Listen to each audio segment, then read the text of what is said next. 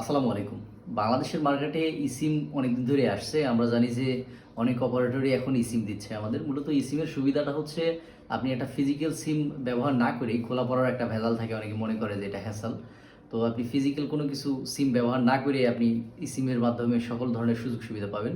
তো আমি মূলত প্রথমবারের মতো বাংলা লিংকের সাথে গেলাম। বাংলা লিংকের ইসিমটা ট্রাই করলাম।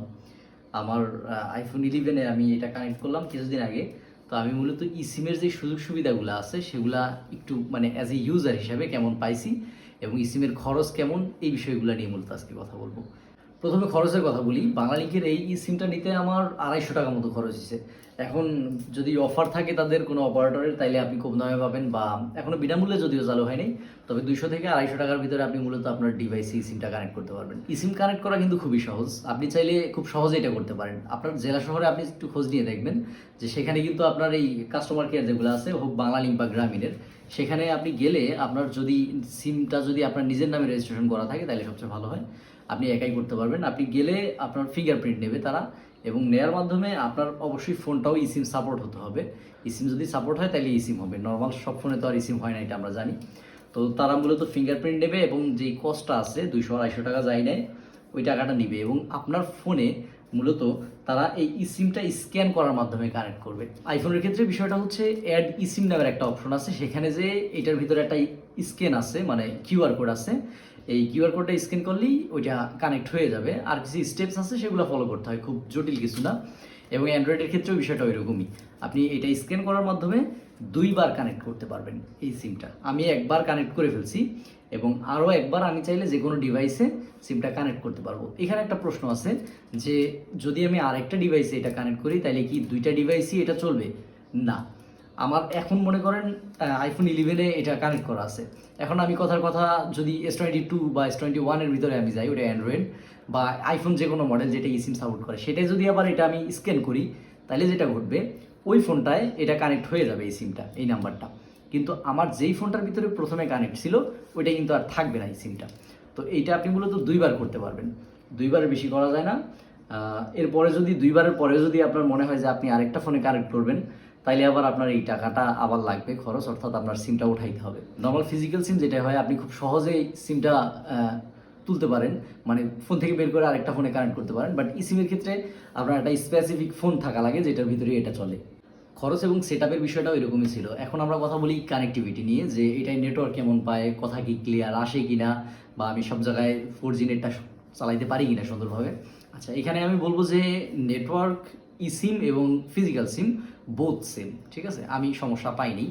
কিছু জায়গায় আমার মনে হয়েছে যে একটু সমস্যা হচ্ছে, যেখানে একটু রুরাল সাইড, মানে গ্রাম অঞ্চল বা এমন কোনো জায়গা যেখানে টাওয়ার খুব বেশি নাই, সেখানে সিগন্যালে একটু সমস্যা হচ্ছে। তো বাকি অন্য জায়গায় একটু শহর সাইডে বা ভালো জায়গায় যেখানে নেটওয়ার্ক থাকে, নর্মাল সিমে ভালো থাকে, সেখানে কোনো সমস্যা নাই। অর্থাৎ কানেক্টিভিটির দিক থেকেও বেশ ভালো, আপনি কোনো সমস্যা ফেস করবেন না। এবং ইসিমের আর একটা সুবিধা আছে কিন্তু, ইসিম যেটা আমি প্রথমে এখানে বললাম যে ইসিম সহজে বের করা যায় না, এটা একটা ভেজাল। এটা সুবিধা, অ্যাডভান্টেজও আছে। আপনার ফোন থেকে কেউ চাইলেই কিন্তু ইসিম সরাইতে পারবে না। কোনো কারণে যদি আপনার ফোনটা হারায়ও যায়, আপনার এই সিমটা কিন্তু সরানো যাবে না খুব সহজে। তো ফিজিক্যাল সিমের ক্ষেত্রে সেটা বের করা যায়। তো এইটা একটা অ্যাডভান্টেজ আপনি বলতে পারেন। আর কানেক্টিভিটি আমি বলবো যে ঠিকঠাক আছে, এখানে আপনার কোনো অভিযোগ আমার মনে হয় না যে আসবে।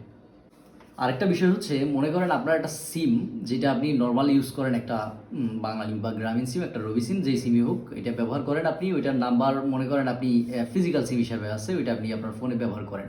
এখন আপনি ওইটারই সিম বানাবেন। সেক্ষেত্রে আপনার যে ফিজিক্যাল সিমটা আছে ওইটা কি অচল হয়ে যাবে, বা ওইটার যে নাম্বারগুলো আছে ওগুলো কি চলে যাবে কিনা? এই প্রশ্নের উত্তর হচ্ছে যে আপনার যে ফিজিক্যাল সিম আছে, ফিজিক্যাল সিমটা ওইখান থেকে কিন্তু আর সচল থাকবে না। যখনই আপনার ফোনে সিম কানেক্ট হয়ে যাবে, তখন ওই নাম্বার কিন্তু সেম থাকবে, ওই নাম্বারটা আপনার ফোনেই থাকবে, ওইটা সম্পূর্ণ সকল কার্যক্রম চলবে। কিন্তু ওইটার ভিতরে যেই লিস্ট আছে, মানে যেই মানুষগুলারে আপনি সেভ করে রাখছেন নাম্বারগুলা, ওগুলা থাকবে না। বাট আপনার যেই ফিজিক্যাল সিমটা আছে, অর্থাৎ আপনি যেটা আগে ব্যবহার করতেন ফিজিক্যাল সিম, ওই ফিজিক্যাল সিমের ভিতরে নাম্বারগুলো থাকবে, যদিও ওইটা ডিসকানেক্ট থাকবে। তো এই বিষয়টা আপনি মাথায় রাখবেন। যদি আপনার ইম্পর্টেন্ট কোনো লিস্ট থাকে, মানুষের নাম্বারগুলো থাকে, তো ওগুলো ওইটাই থাকবে। আপনি চাইলে ওইটা পরে কপি করে আপনার ফোনে নিয়ে নিতে পারেন। এখন কিছু পরামর্শ অ্যাপেল ইউজারদের জন্য, যারা মূলত এই সিমটা অ্যাপেলে কানেক্ট করতে যাচ্ছেন। আমি যেহেতু সিমের সাথে নতুন, আমার মনে হয় আপনিও প্রথমদের তালিকায় থাকবেন। সিম তো খুব বেশি দিনও বাংলাদেশ আসে নাই। তো সেক্ষেত্রে অ্যাপেল ফোনে কিছু কিছু জায়গার ভিতরে একটু সমস্যা হয়, সমস্যা বলতে এটা সমস্যা না, মূলত আমরা বুঝতে একটু সমস্যা হয়, মানে আমরা বুঝতে একটু সময় লাগে আমাদের। তো এটা আপনার একটু মনে রাখতে হবে। তো আমি সেরকম কিছু জিনিস আপনারা দেখাই দিচ্ছি।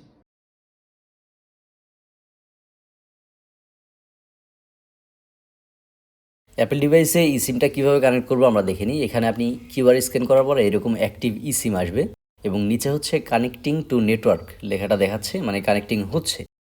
এটা প্রথমবার কিছুটা সময় লাগতে পারে, মানে এক্সট্রা একটু সময় আপনার মনে হইতে পারে যে লাগে, এটা স্বাভাবিক বিষয়। তো খুব বেশি সময়ও লাগে না। তো এখানে কাজটা কিন্তু হয়ে গেছে। Mobile plan set up complete. আমি এখন এটা ডান করে দেবো। আমার লেখা দেখাচ্ছে যে বাঙালি কি SIM now active on your iPhone হচ্ছে ডিফল্ট লাইন। আচ্ছা, ডিফল্ট লাইনের বিষয়টা হচ্ছে যে আপনি এটা কি প্রাইমারি সিম হিসাবে রাখতে চান না সেকেন্ডারি হিসাবে। প্রাইমারিতে রাখলে আপনার এটা প্রাইমারি প্রধান সিম হয়ে যাবে, আর সেকেন্ডারিতে রাখলে নাম্বার 2-তে চলে আসবে। আমি আমার ডিভাইসের জন্য মূলত প্রাইমারি হিসাবে গ্রামীণটারে রাখবো এবং সেকেন্ডারিতে সিলেক্ট করে দিলাম। তো এখানে দেখেন মেসেজ অ্যান্ড ফেস টাইম, এটা আমরা ধারাবাহিকভাবে আগাই। এখানে লেখা আসছে দুঃখিত আপনার হেডসেটটি অটোমেটিক ইন্টারনেট সেটিং সাপোর্ট করে না। আচ্ছা, তারপরেও আমরা সমস্যা নেই, আমরা আগায় যাই। ওকে, এখানে মোবাইল ডাটার এখানে আপনি একটু লক্ষ্য করেন, মানে আপনি কোন সিম দিয়ে নেট চালাইতে চাচ্ছেন। যদি আপনি প্রাইমারি সিলেক্ট করেন তাহলে আপনার আগের যে ফিজিক্যাল সিম আছে ওইটা দিয়ে নেট চলবে, আর যদি সেকেন্ডারি সিলেক্ট করেন তাহলে এখন যেই বাংলা লিঙ্ক আছে অর্থাৎ যেটা ই সিম লাগাইলাম ওইটা দিয়ে নেট কানেক্ট হবে।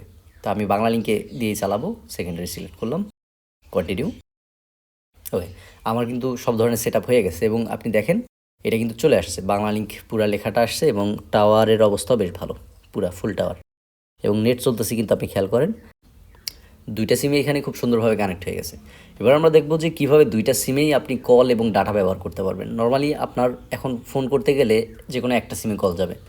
তো আমি আপনার একটা পুরো প্র্যাকটিক্যালি দেখাই দিচ্ছি। আমি আমার এই নাম্বারটায় কল দিব। এখন কল দিতে গেলে দেখেন এখানে কিন্তু আমার অলওয়েজ ইউজ এখানে প্রাইমারি লেখা আছে। আমি যখন কলটা দিব তখন কিন্তু প্রাইমারি যেই সিমটা আছে অর্থাৎ গ্রামীণ ফোনে কিন্তু গেল। তো আমার ওই যে এখানে প্রাইমারিতে গ্রামীণ ফোন আছে, আপনি বুঝতেই পারছেন। তো আমি মূলত বাংলা লিঙ্কে কীভাবে দিব, আমার এই সিমে কীভাবে আমি কল দিব, এটার জন্য আপনার খুব বেশি পরিশ্রম করা লাগবে না। আপনি এখানে খেয়াল করেন যে অ্যারো চিহ্নটা আছে, আমি আবার দেখাই, প্রাইমারির পাশে যে অ্যারো চিহ্নটা এখানে ক্লিক করবেন, করলেই আপনার প্রাইমারি এবং সেকেন্ডারি আপনি কোনটা ব্যবহার করবেন এটা সিলেক্ট করে দিলেই, সিলেক্ট করে আপনি ডান করে দিবেন এবং আপনার কাজ হয়ে যাবে। এখন যদি আপনি কল করেন তাহলে এটা কিন্তু সেকেন্ডারি ডিভাইসে, দুঃখিত সেকেন্ডারি যে সিম আছে সিমের মাধ্যমে যাচ্ছে। মূলত এইভাবেই আপনি খুব সহজে আপনার যে কোনো সিমটা সিলেক্ট করে যে কোনো নাম্বারে আপনি কল দিতে পারেন। আপনার প্রাইমারি হোক অথবা সেকেন্ডারি, দুইটা সিমে আপনি সমানভাবে কলের জন্য ব্যবহার করতে পারেন। এখন বিষয় হচ্ছে যে ডাটার ক্ষেত্রে কি হবে, কারণ ডাটা তো আমরা সিলেক্ট করছিলাম যে সেকেন্ডারি যেটা ওইটাই আমাদের ডাটা চলবে। এখন প্রাইমারিতেও আমি ডাটা চালাইতে চাই, আপনি মনে করেন আপনার প্রাইমারি সিমেও ডাটা নিছেন। এখন প্রাইমারি সিম আছে আমার গ্রামীণ, কিন্তু আমি যদি এখন ডাটা কানেক্ট করি তাহলে দেখেন আমার বাংলা লিঙ্ক কানেক্ট হচ্ছে। তো বাংলা লিঙ্ক থেকে আমি গ্রামীণে কীভাবে যাব বা গ্রামীণে আমি নেটটা কীভাবে চালাবো, এটা করার জন্য আমরা সেটিংসে যাব। সেটিংস থেকে উপর থেকে 4 নম্বর যে অপশনটা আছে মোবাইল সার্ভিস, এখানে ক্লিক করব। আচ্ছা, উপরেই আছে মোবাইল ডাটা, এখানে চলে যাব। এখান থেকে দেখেন যতবার আমি প্রাইমারিতে সিলেক্ট করব, সিলেক্ট করলেই এখানে কিন্তু প্রাইমারি ডিভাইস অর্থাৎ আমার যে গ্রামীণ ফোন নাম্বারটা আছে, গ্রামীণ নাম্বারটা, এই নাম্বারে ডাটা চলবে। আমি দেখাচ্ছি, এখন নেট কানেক্ট হয়েছে, প্রাইমারি যেই 4G আছে অর্থাৎ প্রাইমারি যেই গ্রামীণ ফোন সিমটা আছে এটাতে 4G কানেক্ট হয়েছে। ওকে, আমি এটা অফ করে দিচ্ছি, অফ করে আবার অন করি, ওই যে গ্রামীণই অন হচ্ছে। এখান থেকে যদি আমি সেকেন্ডারিটা সিলেক্ট করে দিই তাহলে কিন্তু এখন আমার নেট চলবে বাংলা লিঙ্কে, ওই যে সেকেন্ডারি বাংলা লিঙ্ক 4G। আমি অফ করে দিই, আবার যদি অন করি বাংলা লিঙ্কে আসবে। অর্থাৎ যদি আপনি প্রাইমারিতে সিলেক্ট করেন তাহলে আপনার প্রাইমারি যেই সিম আছে ওই সিমের ভিতরে ডাটা কানেক্ট হবে, গ্রামীণে কানেক্ট হলো। আর যদি সেকেন্ডারিতে দেন তাহলে সেকেন্ডারিতে যেই ই সিমটা থাকবে, যেহেতু আমি সেকেন্ডারিতে ই সিম রাখছি তাই সেকেন্ডারিতে থাকা ই সিমটাই হচ্ছে এখন কানেক্ট হবে। আমি আবার দেখাই দিই, বাংলা লিঙ্কে কানেক্ট হলো। তো এর মাধ্যমে মূলত আপনি আপনার এটা কন্ট্রোল করতে পারবেন।